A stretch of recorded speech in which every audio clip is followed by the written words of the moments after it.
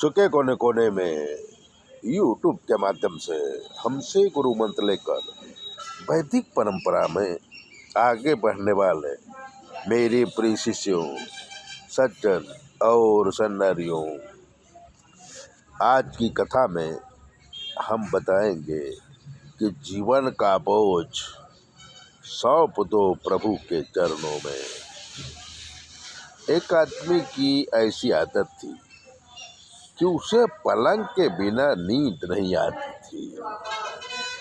एक बार उसे तीर्थ यात्रा जाने का अवसर मिला तो वो अपने साथ पलंग भी ले लिया और बाकी का सारा सामान भी ले लिया।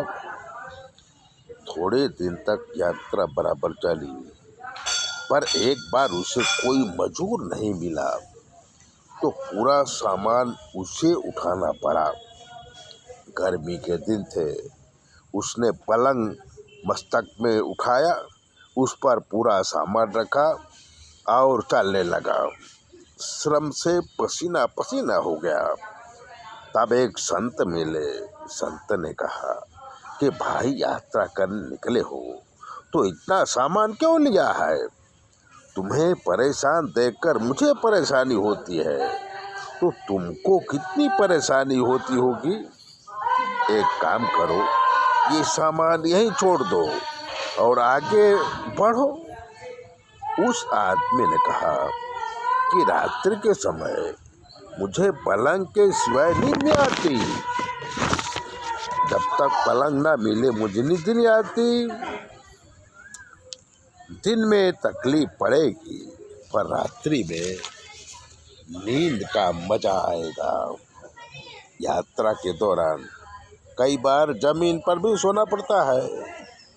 अभी आदमी परेशान होते हुए यात्रा कर रहा है पर सामान छोड़ता नहीं है। मनुष्य जीवन भी इसी ही तरह है। जीवन यात्रा करने निकला है पर क्षणिक सुख के लिए दिन रात परेशान रहता है। दिन भर गधा मजदूरी करता है और चिंताओं का बोझ लेके घूमता है। अतिशय दुख सहन करने के बाद थोड़ा सुख पाता है। संसार सुख के लिए मानव जितना दुख सहन करता है, उसका आधा दुख परमात्मा के लिए सहन करे तो परमात्मा खुश होके उसके जीवन को आनंद से भर देते हैं। प्रत्येक मनुष्य जिसको परमात्मा की जरूरत नहीं है, वो परमात्मा को ढूंढता ही नहीं है, पर पैसा ढूंढता है। जितनी जरूरत पैसे की है उतनी जरूरत परमात्मा की समझता नहीं है। इसलिए सुख ढूंढता है पर उसे दुख मिलता है। मानव जीवन में भक्ति से ही सुख पाया जा सकता है। संसार में रहने के लिए धन कमाओ, पर किसी को दुखी करके अनिति का धन केवल दुख देता है। दुख से बचने के लिए शास्त्रों के नियम के अनुसार चले तो जीवन का जो बोझ है वो प्रभु के चरणों में अर्पण करें। ऐसी ही बातें जानने के लिए चैनल को सब्सक्राइबर कर दीजिए, लाइक कर दीजिए।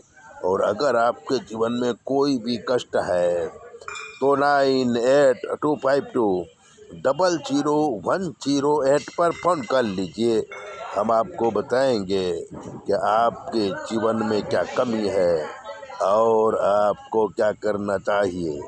चैनल सब्सक्राइबर करें, लाइक करें, दूसरों को भी भेजें। जय भोले।